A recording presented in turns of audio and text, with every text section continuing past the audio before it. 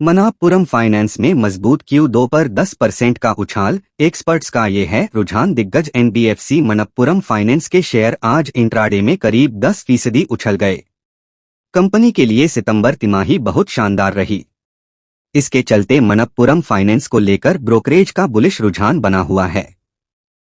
इसके चलते कंपनी के शेयरों की खरीदारी बढ़ गई। दिग्गज NBFC मनाप्पुरम फाइनेंस के शेयर आज इंट्राडे में करीब 10% उछल गए। कंपनी के लिए सितंबर तिमाही बहुत शानदार रही। इसके चलते मनाप्पुरम फाइनेंस को लेकर ब्रोकरेज का बुलिश रुझान बना हुआ है। इसके चलते कंपनी के शेयरों की खरीदारी बढ़ गई। ऐसे में मनाप्पुरम फाइनेंस के शेयर इंट्राडे में BSE पर करीब 10% उछलकर 154.65 रुपए पर पहुंच गए। इसके बाद मुनाफा वसूली के चलते भाव में नरमी आई, लेकिन अभी भी यह काफी मजबूत स्थिति में है।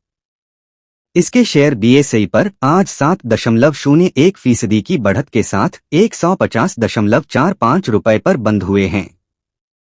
मनाप्पुरम फाइनेंस की कैसी रही सितंबर तिमाही? सितंबर तिमाही में मनाप्पुरम फाइनेंस का कंसोलिडेटेड नेट प्रॉफिट सालाना आधार पर 36% से अधिक उछलकर 560.65 करोड़ रुपए पर पहुंच गया। ब्याज से इसका नेट इनकम भी इस दौरान 25.6% बढ़कर 1467.3 करोड़ रुपए पर पहुंच गई। Consolidated AUM asset under management भी 27% बढ़कर 38,950 करोड़ रुपए पर पहुंच गया, जबकि गोल्ड का AUM 8% बढ़ा है। कंपनी ने 2 रुपए की फेस वैल्यू वाले हर शेयर पर 0.85 रुपए के अंतरिम डिविडेंड का ऐलान किया है।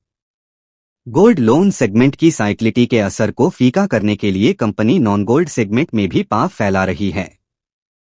सितंबर तिमाही में इसके AUM मिक्स में नॉन गोल्ड प्रोडक्ट्स की हिस्सेदारी सालाना आधार पर 37% से बढ़कर 47% पर पहुंच गई। ब्रोकरेज फर्म मोतीलाल ओसवाल का मानना है कि मनाप्पुरम फाइनेंस को नॉन गोल्ड सेगमेंट्स में सावधानपूर्वक आगे बढ़ना चाहिए, क्योंकि अभी तक इसने इस सेगमेंट में जीत से जुड़ा कोई मजबूत संकेत नहीं दिया है। बोफे सिक्योरिटीज के मुताबिक फीस से मजबूत कमाई और कम ऑपरेटिंग एक्सपेंडिचर के चलते कमाई ने चौंका दिया। ब्रोकरेज के मुताबिक अब इसका मुख्य फोकस प्रॉफिटेबिलिटी और पोर्टफोलियोज डाइवर्सिफिकेशन पर होगा। वैश्विक brokerage firm Morgan Stanley gold loan yield बढ़ने के चलते अनुमान से 10% अधिक नेट प्रॉफिट होने पर इसकी ओवरवेट कॉल बरकरार रखी है।